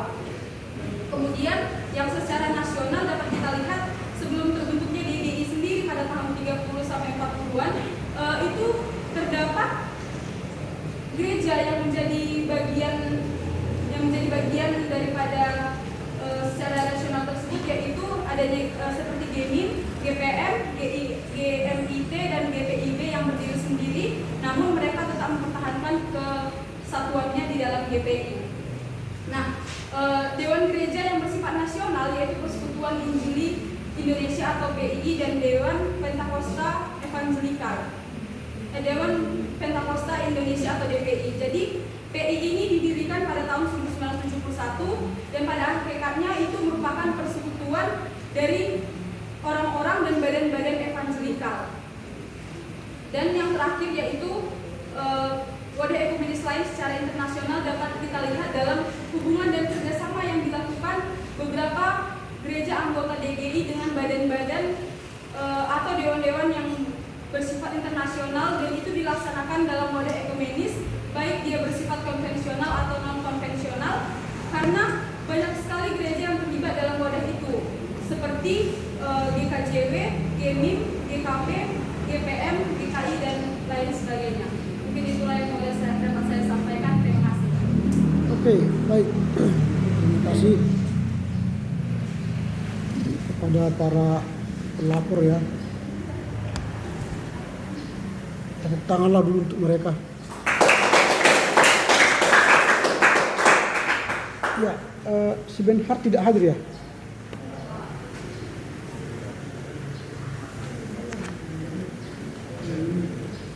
Oke. Ya, ini sekedar mengingatkan minggu depan kelompok 1 untuk sajian pertama sudah harus dikirim hari Kamis ya, untuk kelompok 1. Kita akan membahas soal di kelompok 1, peran dan fungsi persekutuan gereja-gereja di Indonesia membangun keesaan gereja. Itu tugas kelompok 1 ya. Itu berarti 2 minggu yang akan datang, tetapi minggu depan dia sudah harus dikirim karena itu aturan kita. Dan minggu depan kita akan membahas laporan baca yang terakhir mengenai tinjauan dasar dan tujuan keesaan hingga masa depan gerakan ekumenis di Indonesia. Oke, baik. Hari ini sebelumnya lagi tetap kami minta nanti absensi dari ibadah kita ya, karena kemarin juga dalam rapat dosen ternyata kita evaluasi kami ya, harus mental kerbau juga, harus dilibas, dipukul baru datang gitu. Waktu awal-awal kami minta absen, hadir rame semua. Lalu setelah itu agak kami lupakan, turun drastis juga turun. Nah akhirnya di rapat dosen juga diingatkan kembali lagi buat absen.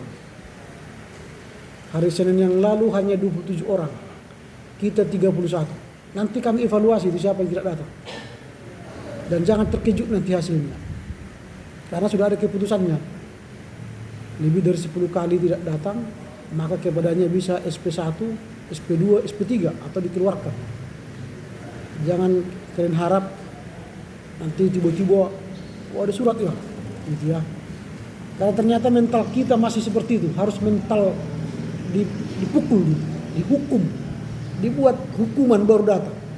Mental itu nggak bagus. Seharusnya sadarlah bahwa kita butuh persekutuan, butuh firman. Kalau kalian tidak butuh firman, ngapain jadi pendeta? Sarjana hukum aja atau sarjana ekonomi, selesai kan? Tak usah ke gereja pun nggak apa-apa, tak usah berdoa pun nggak apa-apa. Tapi kalau sudah sekolah di sekolah tinggi teologi lagi, tidak sadar kebutuhannya berdoa, bernyanyi, mendengar firman, jadi mau kemana lagi jemaat kalian bawa nanti? Gak tahu saya mau kemana kalian bawa. Saudara-saudara sebagai umat Kristen datanglah beribadah katanya. Dia aja pun tak rajin beribadah. Tak pernah berdoa pagi-pagi, tak pernah baca Alkitab lagi. Hanya tulis di warta jemaat ayat harian, ditulisnya di situ di warta jemaatnya. Tapi dia sendiri sebagai pendeta nggak baca ayat hariannya. Kasihan gitu. Kayak kernet mobil, Medan katanya. Tapi dia tidak ikut ke Medan, hanya menyuruh orang ke Medan, tapi dia tidak ke Medan. Sorga, ayo ke sorga, tapi dia tidak ikut ke sorga. Dia masuk ke neraka. Banyak pendeta sekarang begitu. Penghuni neraka itu pendeta. Jadi yang ke sorga jemaatnya, yang ke neraka itu pendeta. Karena dimulai dari kampus saja begitu. Kalian dipaksa ke sorga, terpaksa ke sorga gitu loh, terpaksa ke sorga. Padahal sudah mau calon hamba Tuhan, tapi terpaksa ke sorga karena harus dilibas nih. Ngeri loh. Nanti juga akan saya minta ya kepada komti ya, mana komti gitu.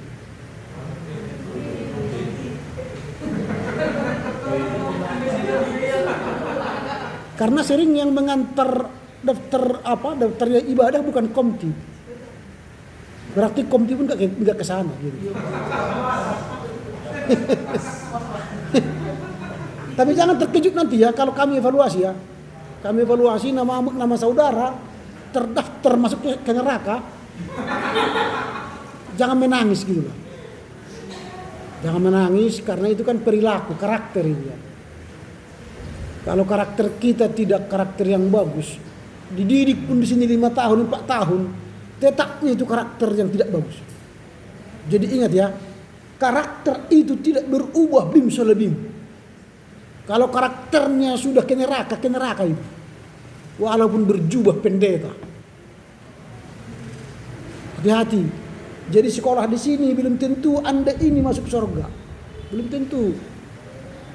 Mungkin terpaksa karena orang tua. Atau terpaksa karena cepat kerja. Sekarang enggak lagi. Mendaftar di gereja sekarang antriannya panjang. Panjang loh. Makanya mau mendaftar ke gereja-gereja kecil lah seperti kami kan. Di KPBD gitu. Masih dibutuhkan. Tapi kami sekarang juga enggak lagi. Sudah ketat lagi. Ketat.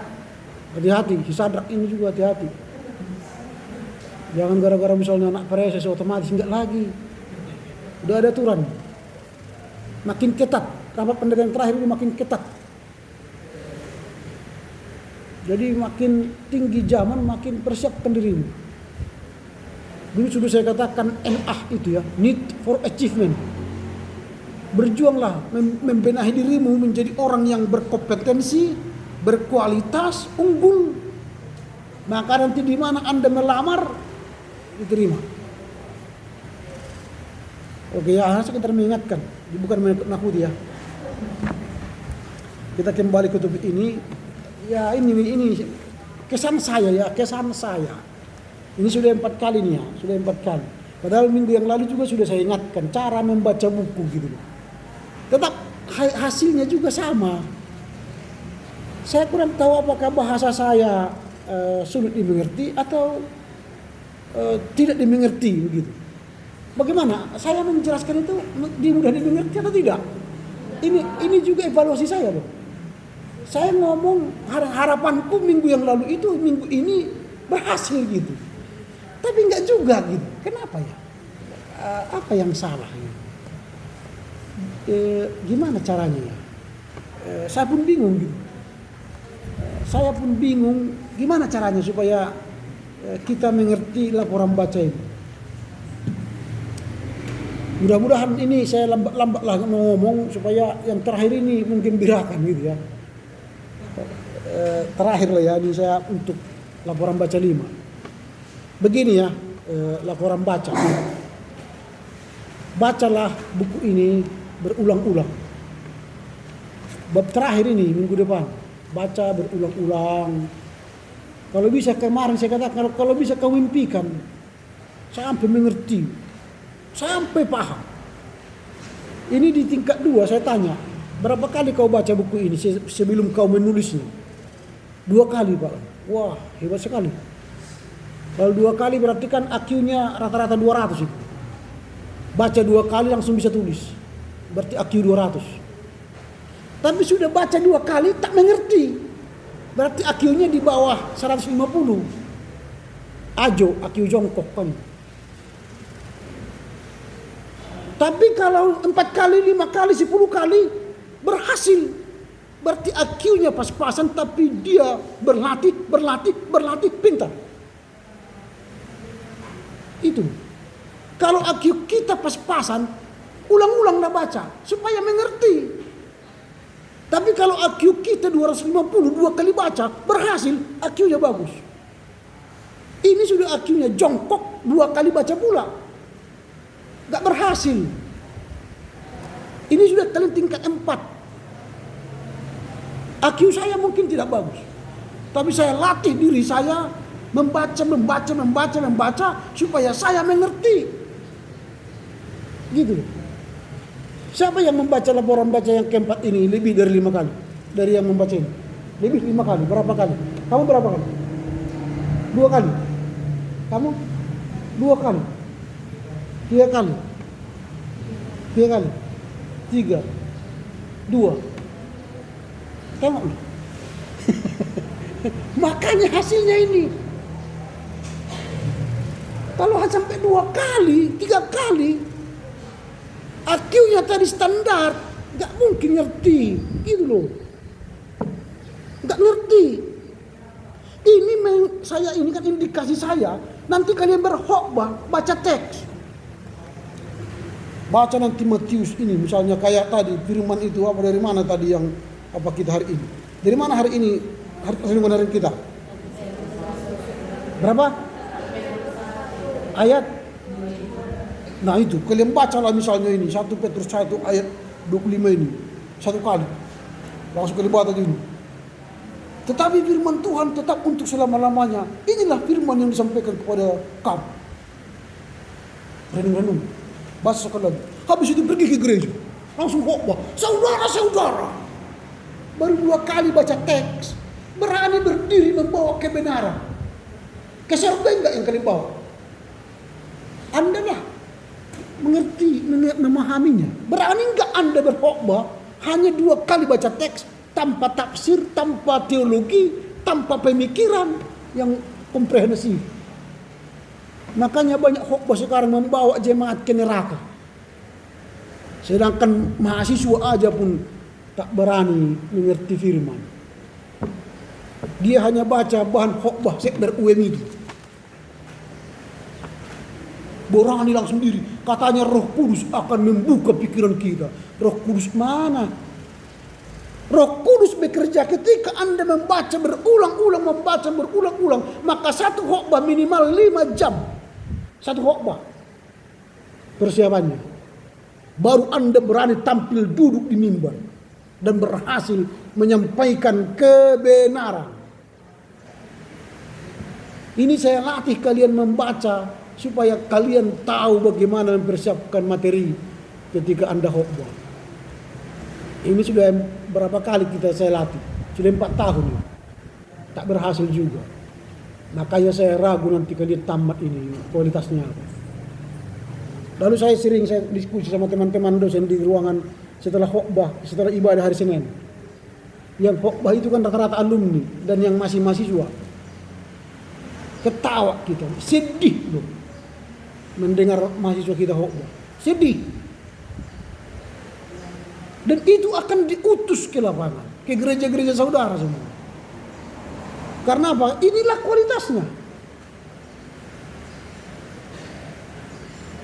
Saya tidak main-main loh. Kita bersaing sekarang di era digital. Jadi kalau kalian generasi kaum rebahan hanya tidur baca, nonton TikTok, Facebook dan Instagram dan segalanya, saudara kaum rebahan, maka saudara tidak digunakan oleh gereja. Ini tahun 2023 diprediksi tahun gelap, resesi ekonomi. Karena apa? Orang karena pandemi menjadi WFH itu, work from home, membuat generasi menjadi rebahan, kaum rebahan, bahasa Cinanya tangping, malas-malasan. Itu sebabnya terjadi resesi, tahun gelap. Makanya sekarang gereja harus berubah, membangunkan pemudanya menjadi generasi yang produktif. Cina sekarang sudah membuat peraturan 996. Berangkat kerja jam 9 pagi, keluar jam 9 malam selama 6 hari. 996. Bahkan mereka sudah mengerjakan 997 untuk menghadapi resesi. Makanya Cina sekarang ditakuti dunia. Karena mereka berhasil mengatasi WFH kemarin menjadi WFO, work from office 996. Jadi kalau mahasiswa teologi rebahan, malas-malasan, sorry to say, gereja kita tidak akan maju.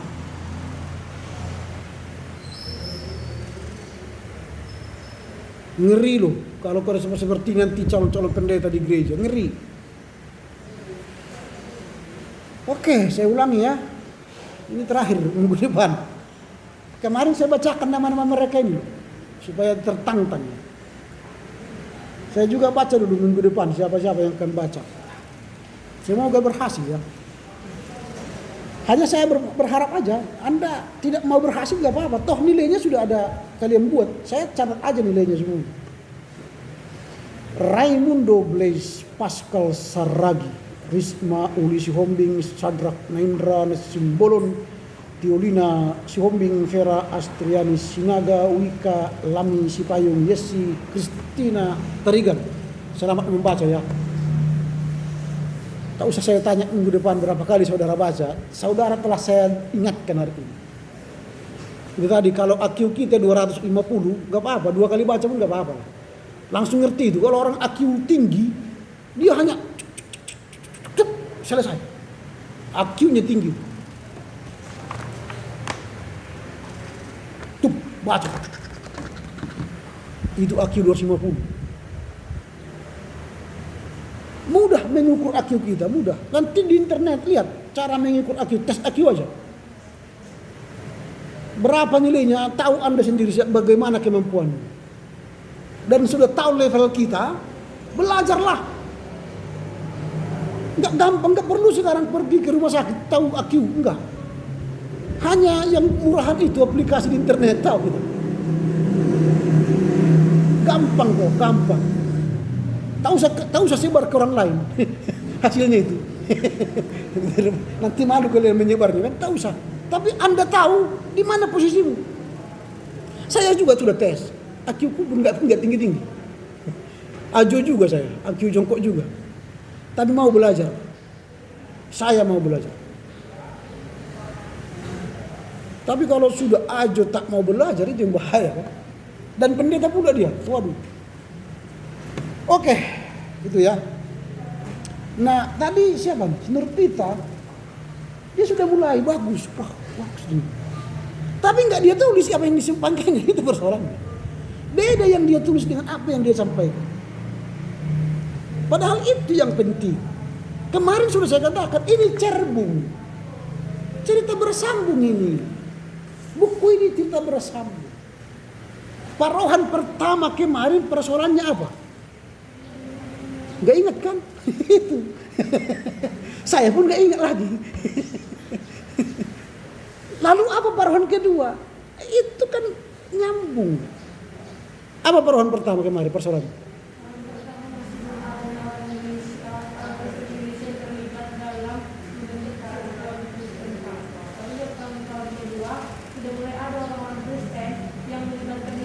Itu abad ke-19. Sekarang parohan pertama abad ke-20. Apa persoalannya kemarin? Parohan pertama abad ke-20 Pak yang ke-3 yang mulai orang-orang Kristen di Indonesia sudah mulai melibatkan diri dalam. Nah itu. Yang pertama kayak persekutuan Kristen. Enggak, itu aja tadi. Orang Kristen sudah mulai terlibat dalam gerakan ekumene. Itu parohan pertama abad ke-20. Kemarin saya katakan, pada parohan kedua abad ke-20 persoalannya beda. Itu kan saya katakan kemarin. Bacalah. Nah sekarang parohan kedua abad ke-20 apa persoalannya? Gerakan ekumene itu agak sulit terjadi. Mengapa? Karena ada persoalan yang mendalam. Indonesia baru merdeka.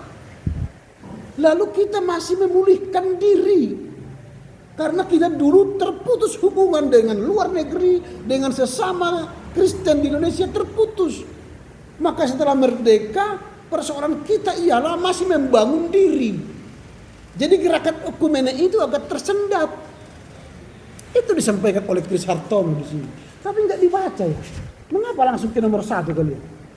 Kemarin saya katakan mulailah membaca alinea pertama. Di situ inti dari buku itu, pembahasan itu. Coba ya, saya ulangi. Kemarin juga saya baca ini pertama. Ini saya baca ya. Jalan yang ditempuh oleh umat Kristen, terutama oleh gereja-gereja dalam mengupayakan keesaan mereka. Itu kan ekumene. Seperti telah dikatakan di atas adalah panjang dan penuh kesulitan. Dan rintangan serta tantangan. Kenyataan demikian sebenarnya dapat dimengerti oleh karena apa? Banyak faktor. Apa faktor pertama? Berasal dari umat Kristen terutama gereja-gereja antara lain pisahnya gereja karena latar belakang sejarahnya. Terpisah. Ada yang di Papua, ada yang di Celebes, ada yang di Sumatera, ada yang di Jawa. Terpisah-pisah. Itu faktor yang pertama. Lalu di samping itu berakhirnya pendudukan Jepang. Kita belum semua termasuk NKRI.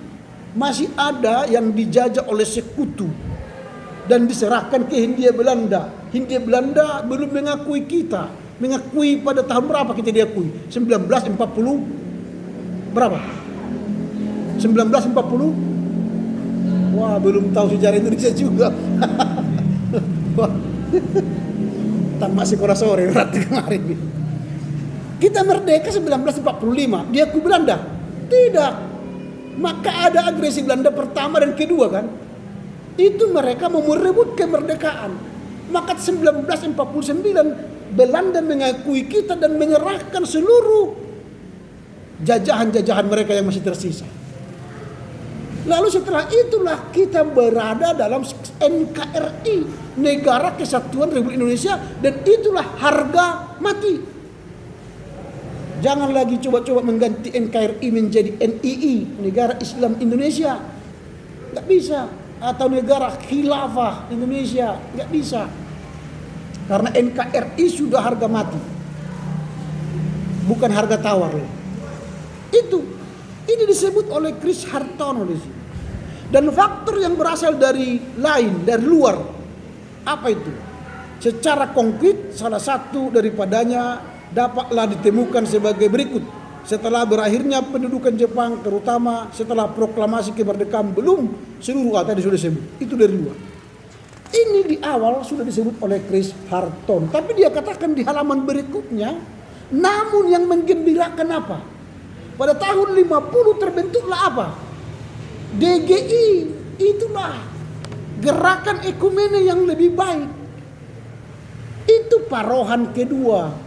Maka dia bahaslah lahirnya DGI dan segala strukturnya dan sidang-sidang rayanya.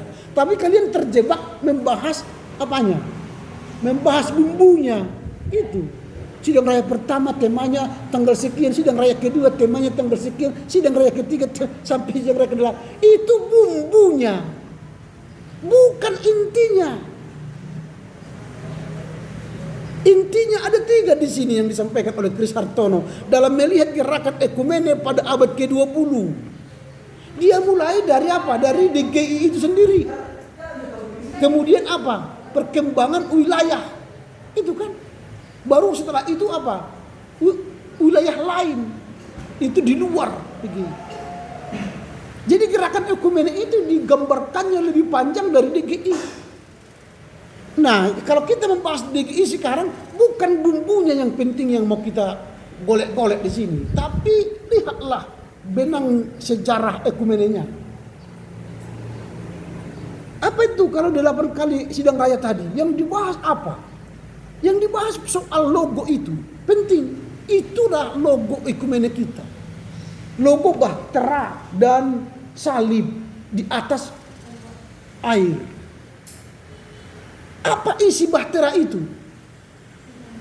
Apa isinya? Iman, persekutuan dan pengharapan. Itu isi bahtera itu yang hendak dibawa gerakan ekumene ini sampai ke ujung dunia. Kalian tidak melihat itu sebagai sebuah gerakan. Itu diambil dari logo mana? Logo PG itu. Sidang gereja sedunia. Pasti berbeda. Sidang gereja sedunia tidak ada bulatannya. Dan tidak ada perahunya. Dia hanya sebatas gelombang jet gitu ya. Tapi sidang gereja PGI itu membuat ada bulatan, ada perahu, ada air. Artinya kita satu perahu.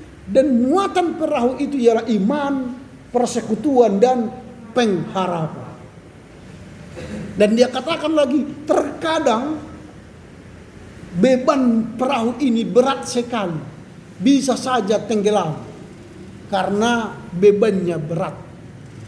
Tapi harus berjalan lembaga ekumene ini ke depan. Maka butuhlah sidang raya untuk membahas supaya beban ini jangan overload. Supaya jangan terjadi penumpukan di satu titik. Supaya jangan tenggelam. Supaya seimbang. Itulah artinya sidang raya demi sidang raya. Karena yang dibahas di situ kan masalah-masalah. Itulah fungsinya lambang itu. Lalu dia membahas soal wilayah. Wilayah di sini buat tadi. Dewan Gereja Wilayah. Kalian tidak membahas mengapa ada terjadi Dewan Gereja Wilayah. Ini karena kalian tidak melihat benang merah dari pembahasan kita ya ekumene. Yang dibahas di Dewan Gereja Wilayah ini ialah di abad ke-20 parohan pertama sudah dibahas ada persekutuan wilayah-wilayah. Ada persekutuan wilayah Ambon, Celebes, baru Tionghoa, itu sudah ada. Ada permusatan gereja di Jogja, itu sudah ada. Tetapi setelah DGI berdiri, yang wilayah tadi hilang fungsinya. Tidak berfungsi lagi. Tetapi akhirnya itu difungsikan lagi sebagai sebuah gerakan keesaan, dihidupkan kembali sebagai sebuah gerakan keesaan, sehingga DGI itu tidak hanya berpusat di Jakarta, tetapi DGI itu juga ada di daerah, ada di wilayah. Makanya nanti ada dihidupkan kembali. Dan apa tujuan DG wilayah itu? Manfaatnya, perannya apa? Harus membangun keesaan. Nanti kalian lihat nanti di gereja di wilayah kita, selain dulu kan DGD namanya, DG wilayah, DGW. Sekarang kan sudah PGIW. Itu namanya sekarang kan, PG wilayah Sumut, PG wilayah Jogja, PG wilayah Banten, PG wilayah DKI Jakarta, itu PG wilayah. Tetapi di PGI wilayah Sumatera Utara ini aja sudah banyak sekarang lembaga-lembaga ekumene di luar PGI. Ada BKAG, ada BAMAK, ada lagi MUKI, Majelis Ulama Kristen Indonesia, apalagi sekarang berlomba-lomba membuat organisasi-organisasi ekumene. BKAG aja sekarang BKAG pecah, ada BKAG A, ada BKAG B, karena tidak terpilih ketua di sana, buka lagi BKAG lagi, macam-macam. Nah ini sekarang yang kita lihat. Maka oleh PGI menata keesaan yang perwilayah itu. PGI menerima BKAG misalnya menjadi alat kelengkapan. Walau ada PGI wilayah, itu bukan berarti itu bawahannya PGI pusat, tidak. Karena PGI wilayah ini berdiri otonom. Tidak ada hubungannya dengan PGI wilayah, PGI pusat, enggak ada. Tidak ada misalnya hubungannya PGI wilayah Banten dengan PGI wilayah Sumatera Utara, atau PGI wilayah Sumatera Utara dengan PGI wilayah Jawa Barat, tidak ada hubungannya. Tapi mereka di wilayah punya keesaan. Ini yang kita lihat di bagian DG wilayah. Itu yang di BAM. Lalu itu ada juga yang bersifat di sini dibuat oleh Chris Hartono dengan wilayah ekumenis lain. Apa yang dia lihat dalam gerakan ekumenis lain? Selain tadi ya di wilayah itu, DG wilayah itu yang membahas keesaan secara wilayah itu, maka wilayah lain itu dia perluas. Yang dulu misalnya wilayah ketika kemarin saya katakan gereja Protestan AM. Nah sekarang itu kan menjadi GPI, Gereja Protestan Indonesia. Di dalamnya itu dari berbagai gereja di Indonesia itu. Kalau kita lihat, akhirnya nanti itu bertambah semakin banyak itu pesertanya. Kalau kita lihat wilayah Wadah Ekumenis Nasional. Itu dulu GEMIM, GPM, GEMIT, dan GPIB. Tapi sekarang itu sudah tambah. Karena di wilayah timur sudah banyak gereja-gereja yang bertambah. Dan masuklah ke GPI. Kemarin saya katakan ada 24 gereja di bawah GPI. Untuk lebih jelas nanti lihat di baki berapa anggota GPI. Walaupun GPI itu Gereja Protestan Indonesia tidak ada lagi gerejanya, tapi mereka bersatu semacam sinode. Kalau pergi nanti kalian ke Sulawesi, ada sinode AM gereja-gereja Sulawesi. Ada itu. Ke Kalimantan pun ada sinode AM gereja-gereja Sulawesi. Saya sudah mencoba mengusulkan supaya di Sumatera Utara juga ada sinode AM gereja-gereja Sumatera Utara. Tapi masih ditertawakan. Belum ada yang tertarik. Yang ada sekarang ialah Sekber UM. Kita bersatu di Sekber UM. Kalau saya pikir jangan Sekber UM, tapi sinode AM gereja-gereja Sumatera. Masuk semua nanti situ kan lebih hebat lagi. Lalu siapa pemimpinnya? Pemimpinnya ialah para evorus bishop, ketua mederamen yang sudah menghabiskan masa jabatannya di gereja masing-masing. Jadi mereka memimpin organisasi itu. Di Jawa Barat, di Jogja ada namanya Sinode AM Gereja-Gereja Jawa. Dan ada lembaga mereka melatih para pelayan pendeta-pendeta. Mereka punya badan untuk melatih, membina, membuat seminar. Ada pertemuan rutin di sana. Kita enggak kan, gereja-gereja kita yang membuat pembinaan kepada pendeta kita capek sendiri. Padahal kita bisa bergabung kan. Orang dari GKPS, HKI, GBKP, GKPPD, GKPA disatukan, dibina. Wah itu kan kuat. Lembaganya kuat. Ada kantor terpusat sinode AM gereja-gereja Batak. Kan hebat kan, ada gereja-gereja Sumatera Utara. Kita ini kan masih pongah dengan aku epurus. Tapi nggak ada manfaatnya kan. Hanya kepada gerejanya dia bermanfaat. Oke lah, itu dah ya. Waktunya ini sudah habis ini ya. Mau ibadah kalian kan. Dan sebagainya. Nanti secara internasional itu sudah ada tadi dibahas. Tapi yang saya inginkan minggu depan ya dibacalah berulang-ulangnya supaya enak mendengarnya cerita kalian itu. Oke, siapa yang mau berdoa?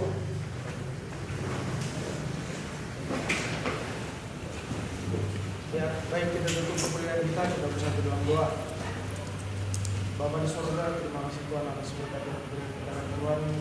pagi hari ini kami dapat menyelesaikan kuliah perbincangan kami dengan baik. Bapak kiranya setiap apa yang kami pelajari dan setiap apa yang dikatakan Bapak dosen kami bisa masuk ke dalam diri kami dan menjadi perbedaan buat kami ke depannya. Kami teruskan selanjutnya Tuhan, kami serahkan ke dalam tangan pengajian-Mu. Dan doa kami Tuhan, dalam nama Yesus Kristus kami berdoa. Amin. Amin. Oke ya, selamat beribadah ya.